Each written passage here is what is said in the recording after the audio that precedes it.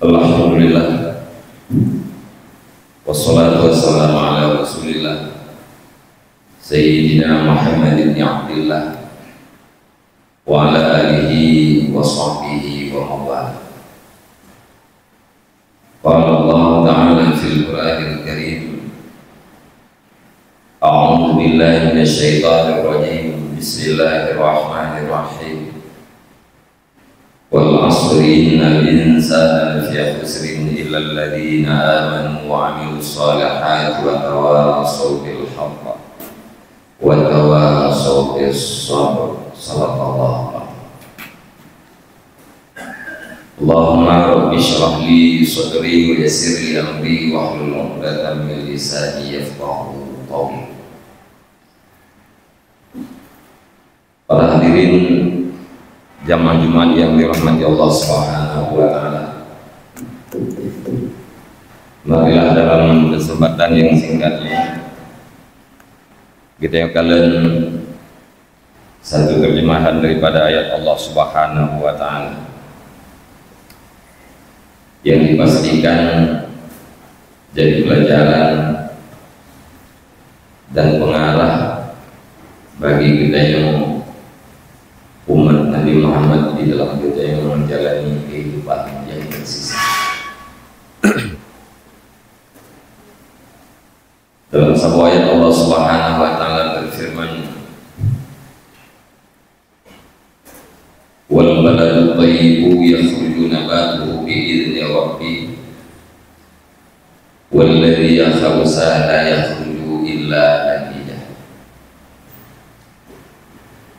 Kadzalika nusarriful ayati liqaumin yashkurun.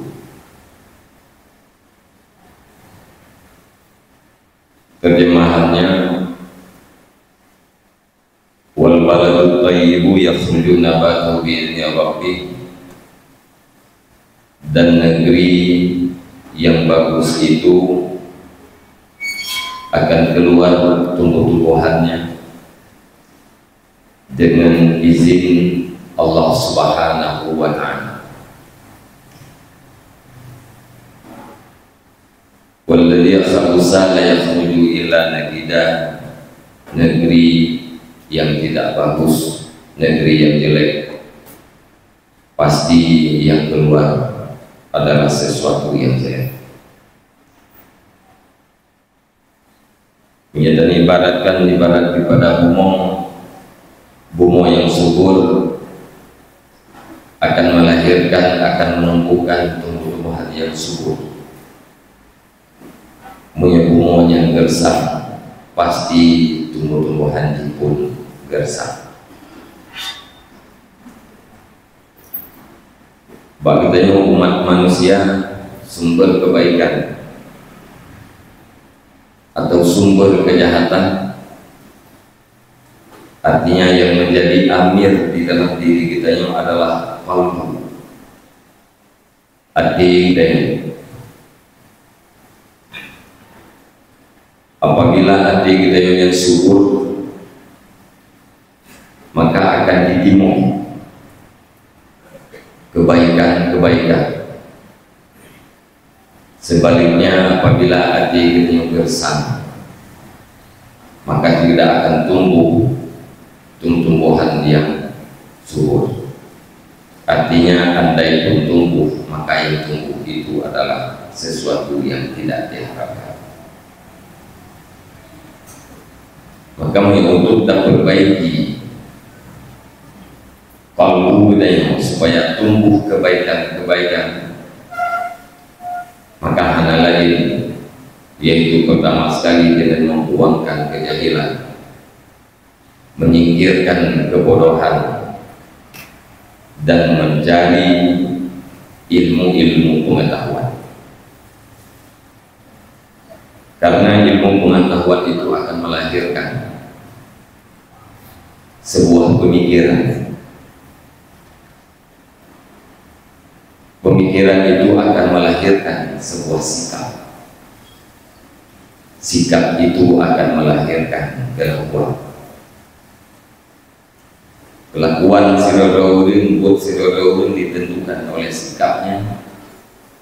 sikap kalian ditentukan oleh cara kalian berpikir, dan cara kalian berpikir tergantung kepada ilmu pengetahuan kalian. Setiap pribadi menginginkan kebaikan terhadap dirinya dan ingin menjauh daripada kejahatan-kejahatan. Apalagi seorang kepala keluarga,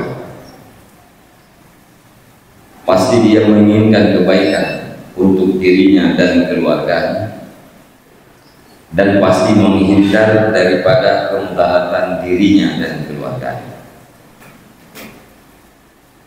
Maka seorang kepala keluarga itu adalah seorang pemimpin. Pakandakan seorang pemimpin karena pada seorang ayah itu atau seorang ibu itu punya kriteria kepemimpinan.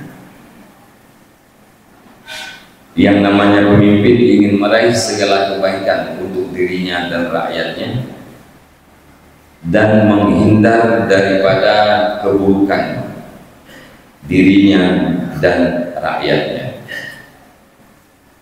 Maka seorang ayah itu walaupun tidak formal, walaupun tidak dilantik, tapi yakinkanlah kepala keluarga itu pemimpin. Dan bila kita ibaratkan keluarga itu adalah miniatur daripada sebuah negara.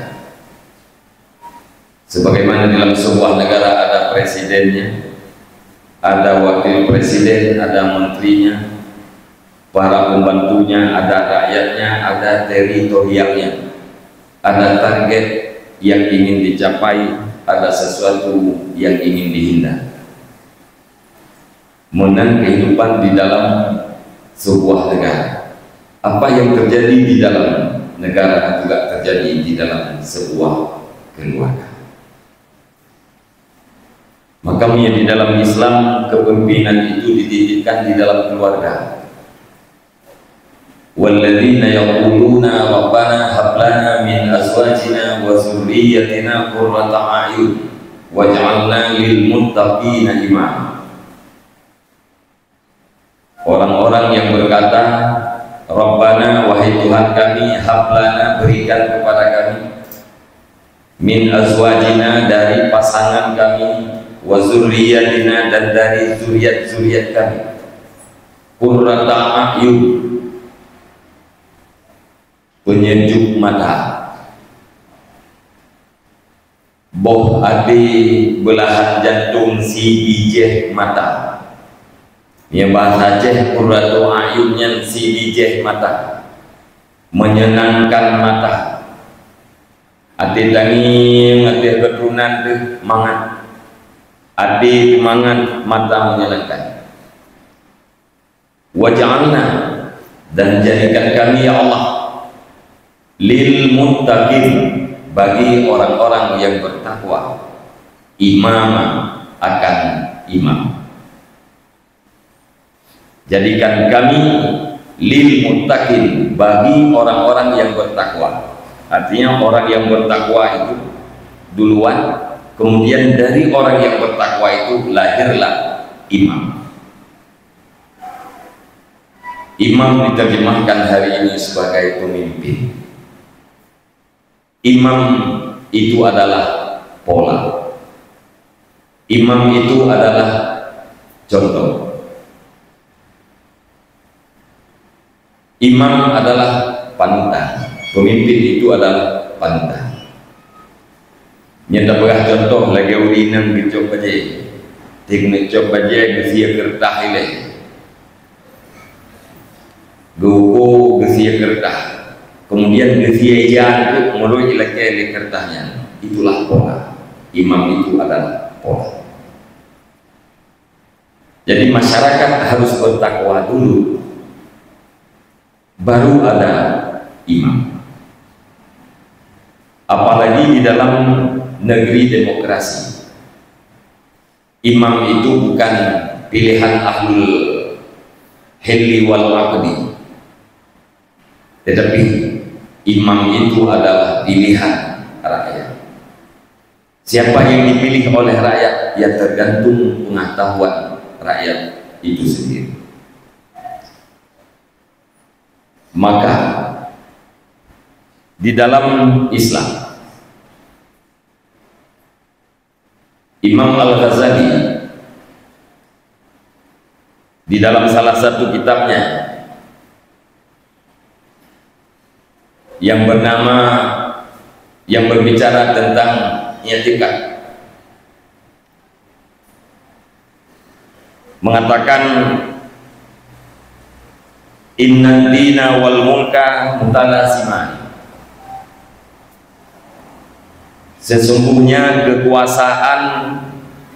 sesungguhnya agama dan kekuasaan itu adalah mutalazimani, sesuatu yang melazimi. Dalam bahasa Arab wadaikun talazum, wadaikun melaziminya berarti adam infirqah, tidak terlepas.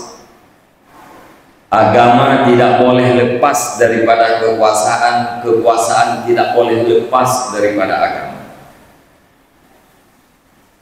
Artinya penguasa itu, sultan itu haruslah ahli agama, sekurang-kurangnya orang yang taat terhadap agama. Tidak lepas antara agama dan kekuasaan. Inilah sesuatu yang sudah dirusak, dipelintir oleh sebagian orang-orang yang tidak ingin terhadap kejayaan Islam. Mereka memisahkan antara agama dengan kekuasaan. Tidak ada urusan agama dengan kekuasaan, tidak ada urusan kekuasaan dengan agama. Ahli agama mengurus agama, para penguasa mengurus kerajaan. Dalam Islam bukan demikian. Alasan Imam Al-Ghazali mengatakan tidak lepas antara agama dan kekuasaan.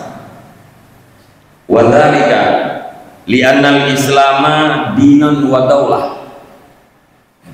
karena sesungguhnya Islam itu adalah agama dan daulah. Wa annahu la yastaqimu dinu bila daulatin wala daulatun bila dinin fil Islam. Dan sesungguhnya tidak luruslah agama dengan tidak ada kedaulatan, dan tidak ada kedaulatan dengan tidak ada agama di dalam Islam. Agama miyahana nanggronya hana, agama miyahana kekuasaan yang tidak akan berjalan. Begitu juga kekuasaan itu tidak akan istiqamah apabila tidak ada agama. Menyebabkannya Indonesia kita kala terbuka sejarah. Yang sejarah yang paling terakhir bele takala kepada daulah Islamiyah tempo dulu di saat jayanya, dan juga waktu baca waktu runtuhnya lebloh daulah Islam termasuk di Eropa. Penyebabnya di saat lepas agama dengan kekuasaan dan penguasa melepaskan diri daripada agama. Jayanya Kesultanan Aceh di masa Sultan Iskandar Muda karena saling memperkuat. Ad-dinu yuqawimul muluk, al-muluk yuqawimud din. Agama memperkuat kekuasaan, kekuasaan memperkuat agama. Maka terjadilah sebuah kehidupan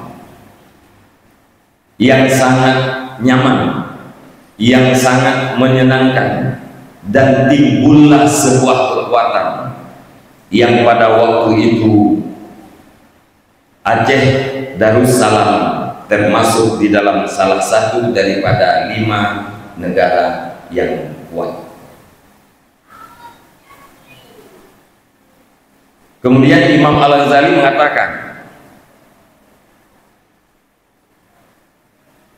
di dalam kitab Ihya Ulumuddin yang barusan saya bacakan, di dalam kitab Al-Iqtisad fil I'tiqad, yang mengatakan bahwa agama dan kekuasaan itu tidak bisa dipisahkan. Itu adalah di dalam kitab yang ditulis oleh Imam Al-Ghazali bernama Al-I'tiqad, Al-Iqtisad fil I'tiqad.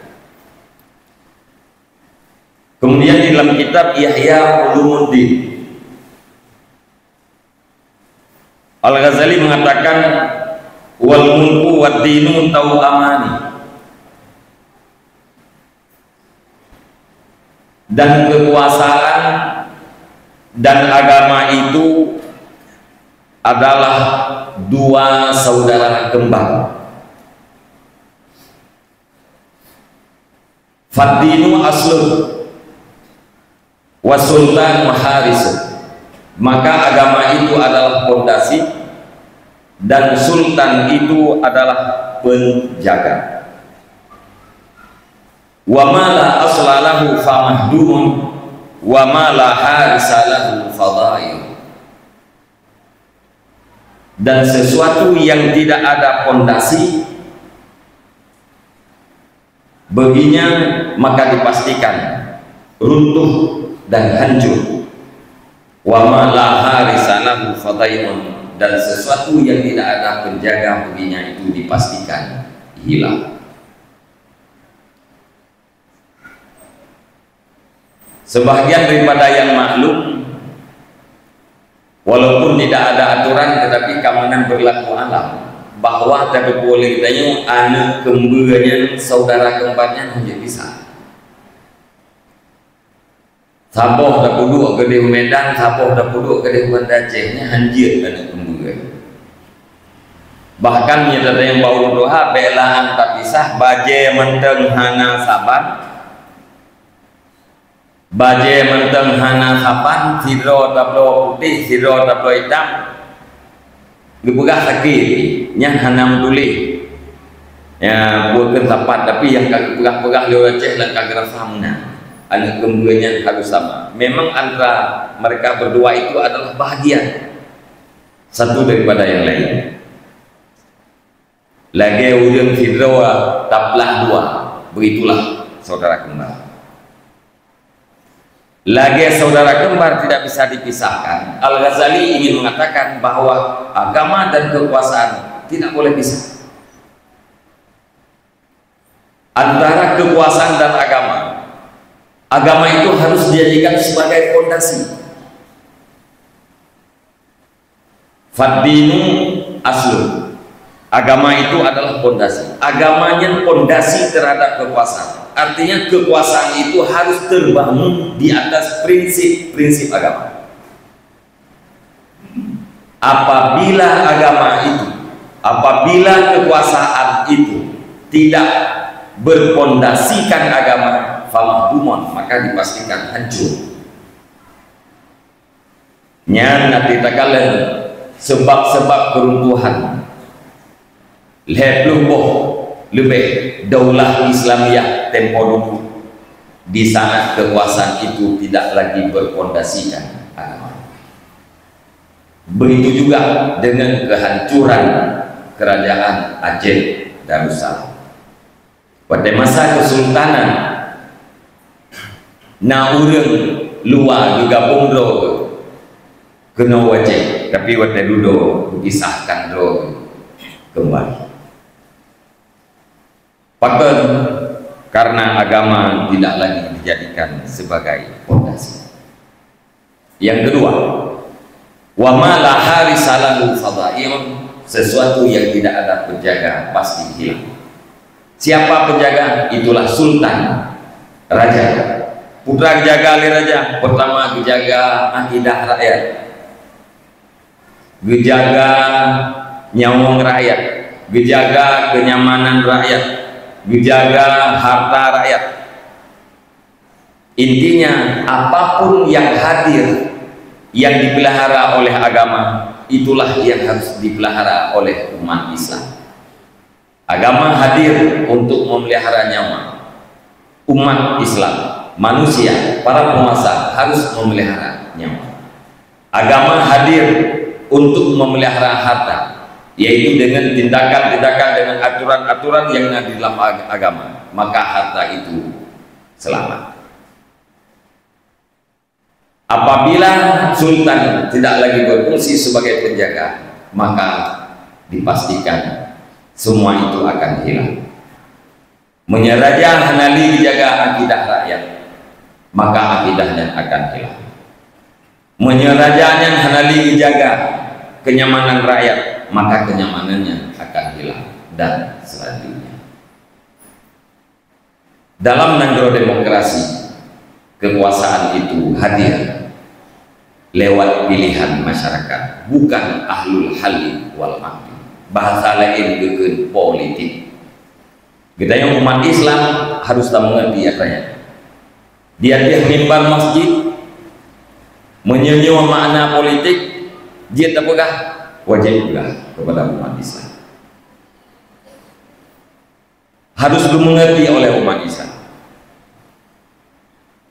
Apalagi getanya yang membangun dari kalangan umat Islam harus mengerti, karena wadahana mengerti atau yang maka terpisah antara agama dengan kekuasaan. Wadah terpisah agama dengan kekuasaan. Orang yang beragama jangan berharap aturan-aturan agama itu akan berjalan dengan lancar. Maka agama dan kekuasaannya adalah sesuatu yang daruri. Begah Imam Al-Ghazali, inna sultana daruri fi nizamiddin. Sesungguhnya sultan itu adalah daruri, sesuatu yang tidak boleh tidak, sesuatu yang sangat berhajat fi nizamiddin, pada teraturnya agama dan teraturnya dunia. Wa nizamid dunia, wa nizamud dunia daruri fi nizamiddin. Teraturnya kehidupan dunia itu mesti untuk teraturnya kehidupan agama. Wa nizamuddin daruriyun fil fauzi bisa'adatil akhirah. Dan teraturnya agama itu adalah sesuatu yang mesti pada mendapatkan kemenangan dengan kebahagiaan akhirat. Ditanya orang yang beriman bantu menuju mengharap kebahagiaan akhirat. Tapi ketahuilah, kebahagiaan akhirat itu akan kita dapatkan apabila agama kita teratur. Dan teratur agama itu baru ada apabila dunia kita teratur. Teratur dunia dan teraturnya agama itu sangat ketergantungannya kepada sultan. Oleh karenanya para hadirin jamaah Jumat yang dirahmati Allah Subhanahu wa taala, marilah kita menyingkirkan kejahilan dan kebodohan. Marilah kita ta'allum, mencari ilmu agar membentuk sebuah pemikiran dan supaya melahirkan sebuah sikap yang selaras dengan apa yang diinginkan oleh Allah Subhanahu wa taala dan oleh Rasulnya. Semoga Allah Subhanahu wa taala terus memberikan kita hidayah dan taufik, karena tidak ada manusia yang sampai kepada kebaikan dan taat itu tanpa hidayah dan taufik. Amin ya rabbal alamin. Alhamdulillah. Wassalatu wassalamu ala Rasulillah Sayyidina Muhammad ibn Abdillah wa ala alihi wa sahbihi wa mawalah.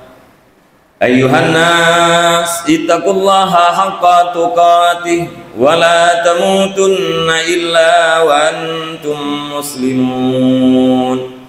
Bismillahirrahmanirrahim. Qul huwallahu ahadun illahus samad. Lam yalid wa lam yulad wa lam yakul lahu kufuwan ahad. بارك الله لي ولكم بما فيه من الآيات والذكر الحكيم، وتقبل مني ومنكم تلاوته إنه هو السميع العليم.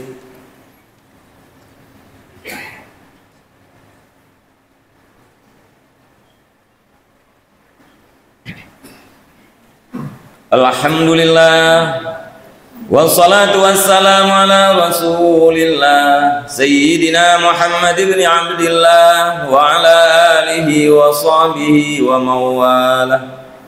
أيها الناس اتقوا الله حق تقاته ولا تموتن إلا وأنتم مسلمون.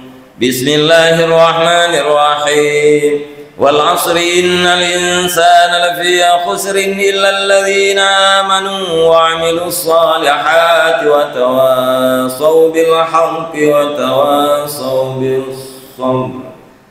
اللهم اغفر لنا ذنوبنا وذنوب والدينا وارحمهما كما ربيانا صغيرا، ولمشايخنا ولجميع المسلمين والمسلمات والمؤمنين والمؤمنات الأحياء منهم والأموات برحمتك يا أرحم الراحمين. اللهم اجعلنا من التوابين واجعلنا من المتطهرين واجعلنا من عبادك الصالحين. اللهم اجعل آخر كلامنا وكلام والدينا عند انتهاء آجالنا قول لا إله إلا الله. اللهم هب لنا من أزواجنا وذريتنا قرة أعين واجعلنا للمتقين إماما. ولذكر الله أكبر والله يعلم ما تصنعون.